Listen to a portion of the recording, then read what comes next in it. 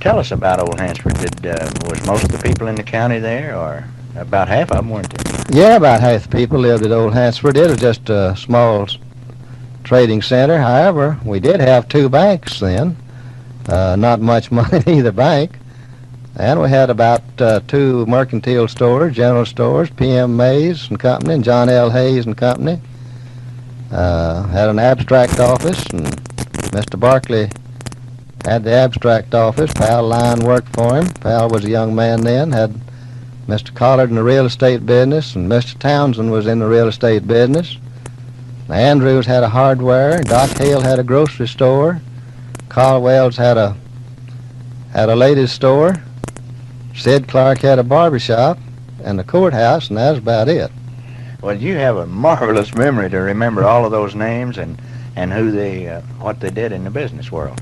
When you had court, was there any place for the people to stay when they were on the jury?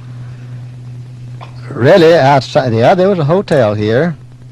In fact, the old hotel is the one in Spearman, this two-story hotel over here by the Baker Hotel. That was at Old Hansford. That's where people stayed.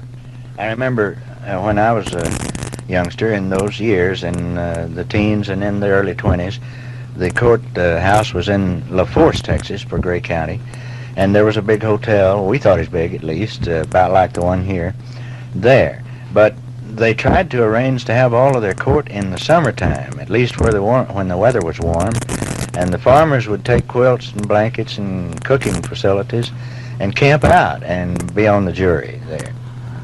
Well, I think my recollection, our court was 2 terms a year, the spring and the fall terms, and we had very little court.